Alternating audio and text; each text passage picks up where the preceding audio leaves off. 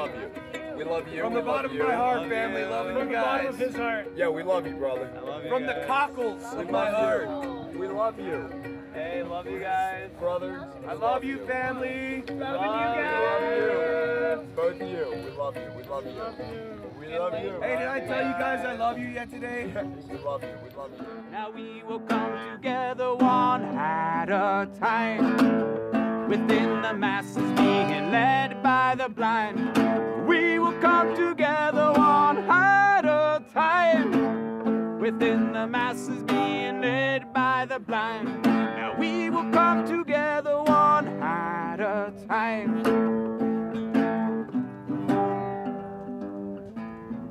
Once we realize that we don't have to mow, we can stop today and just let the plants grow. The food and the medicine appearing from the ground, 'cause when we leave her alone, Mother Earth will abound. Leave her alone and Mother Earth will abound. Just leave her alone and Mother Earth will abound. Just leave her alone, Mother Earth will abound.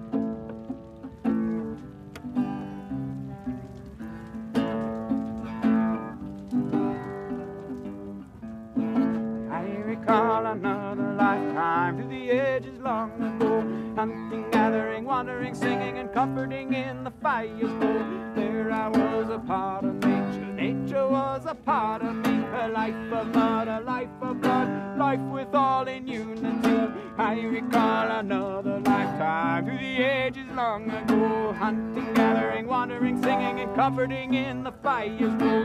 There I was a part of nature, nature was a part of me, a life of mud, a life of blood, life with all in unity. Life of mud and life of blood and life with all in unity.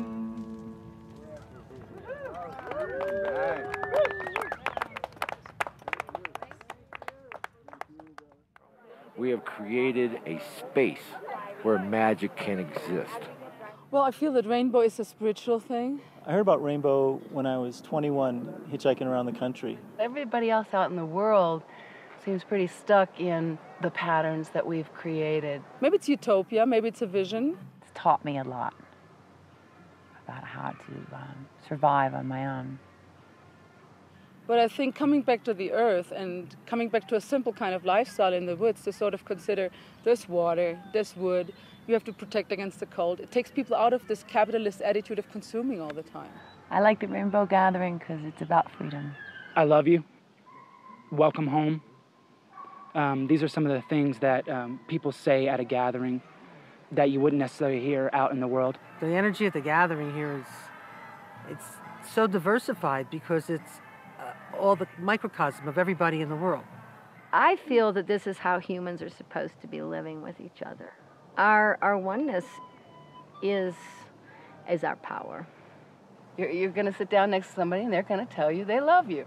Some people don't understand what it is, but see, what Rainbow really is this, or to me, that wherever grass grows, wherever wind blows, wherever sun shines, it does so upon a natural child of God, natural child of humankind, and my natural spiritual brother or sister, no matter who they are. And so I lived on that premise, and so all of us who ride the Rainbow Way, the creed of the rainbow, is simple. You know, you want to be a brother and sister, then we're brother and sister. You don't want to be a brother and sister, then you're not. But we still recognize that. And whoever arrives at home at the gathering and helps with the gathering and calls themselves Rainbow is the Rainbow Family Tribe. There's just so much war, and just, I don't know, it's always been time for peace. The Rainbow family has been gathering on National Forest Service land since 1972 when we held our first national gathering near Estes Park, Colorado. We believe there was a record attendance of 40,000 people. In the beginning, it was inviting everybody in the world, religious leaders, to just come together in peace and pray for peace on earth. And that's what's been happening for 37 gatherings. This is gathering 37. Everybody saddled up their packs, 4,000 people, marched to the roadblock, singing, dancing, blowing bubbles, waving pinwheels and banners, and essentially saying without words, here we are. We come in peace. Do what you have to do. And I like to share the story of the first Rainbow gathering. Grandfather David, a Hopi elder, who showed up at the gathering. And there he was, telling us about the prophecy. When all the air is getting polluted and the waters are being polluted and the trees are being chopped down and things don't look too good for the human race, that there would be a new race born of all the races, of all the colors, and all the places. And these people would be known as warriors of the rainbow. And they would have feathers in their hair and grow their hair, and they would live and die for the earth. They would do anything for nature. And they will get out there and help save the planet. And there will be a sign, he said. The sign will be, there will be a white buffalo. And we were in Colorado mountains, and there was snow on the mountains right in front of us. And they melted, the snow melted and left the shape of a white buffalo. And Grandfather David pointed at the white buffalo. He said, the prophecy has come. It was a unique period in time, you know, and I think what we saw with the Rainbow Gathering in 1972 was part of the national healing process after the Vietnam War. You know, the coming together of veterans and peace activists to heal their wounds and create something new. When we got together, we were so volatile from being in the war and other shit, and so stressed out. See, I do this for my stress disorder. I have post-traumatic stress disorder from being in the military. Okay, they don't want to give me my claim, but I have that. And I have it for all these years, okay? Now, we figured out something, okay? For one, we started rescuing brothers that came out of the war who we found in the streets. But just like one day they'd be in Vietnam, 3 days later they'd be standing in the streets of Seattle in the middle of the night, not even knowing where the hell they were. You know, and there's many like that walking around even in this gathering here. But you know what we used? We figured out that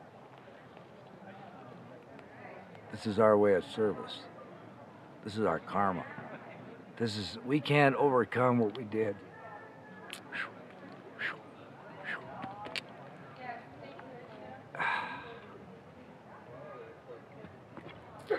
We were kids who were schooled over the past years in 275 battlegrounds in Vietnam. We knew how to use radios. We knew how to move supplies. We knew how to coordinate with people. So we figured out we can't ever have leaders. We can't ever follow again. I'll never join like that vibe ever again. I served my country. I gave my oath to John Kennedy, and I served the Constitution of this country, planet Earth. I'm a Montanan and I'm an American. I resent being called anything but that. So at the end of the first gathering, I had to ask myself the question, is this the end or the beginning of the Rainbow Trail?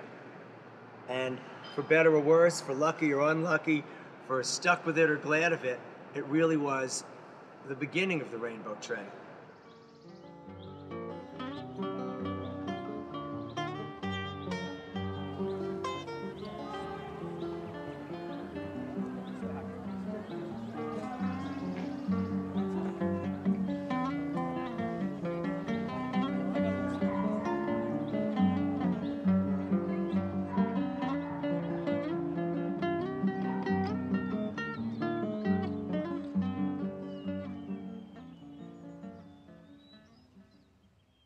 People come here and they set up.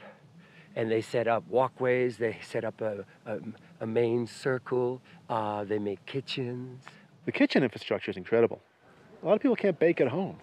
You go to the oven ovens, and they are, you know, in Rainbow terminology, kicking down some really incredible food. I was over there the other night and had some sticky buns.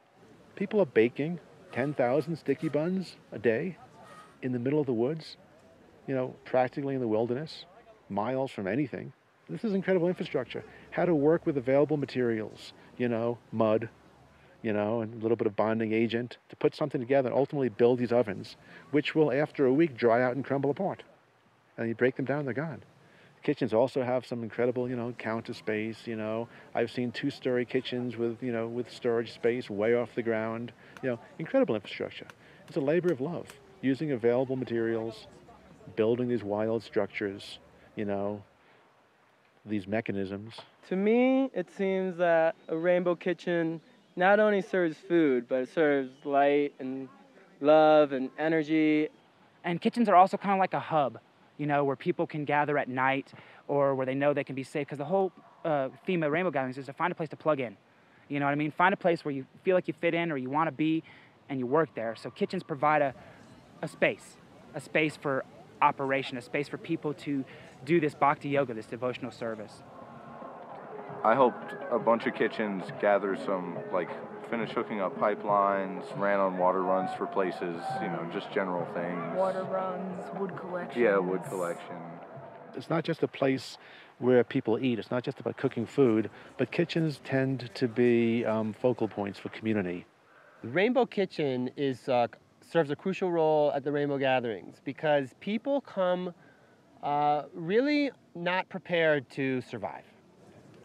So the kitchens, they have been doing this for several years and they feel a calling or an inspiration or a motivation to feed the family. So they bring forward as much food as possible.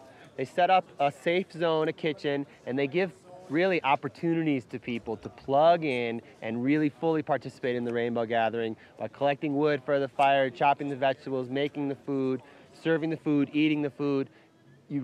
Everyone really feels part. Kitchen needs apple choppers on 3. 1, 2, 3. Kitchen needs apple choppers!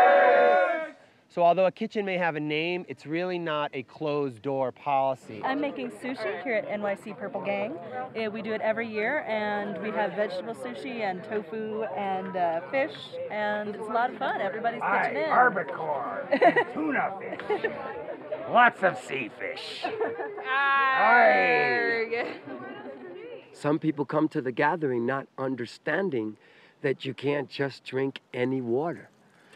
Some people get really, really thirsty. You're beating drums. 3 hours, 4 hours. And your mouth is so dry, and there's somebody coming by just offering you water. Water has always really impressed me. The fact that rainbows come in and plumb the forest, lay miles of water line with gravity feeds that can lift water up over hills and put spigots throughout the gathering. Tap springs, tap creeks. At Rainbow, you learn that water is heavy. It's not something you think about very much on the outside. When you start hauling it around, yeah, it's a struggle.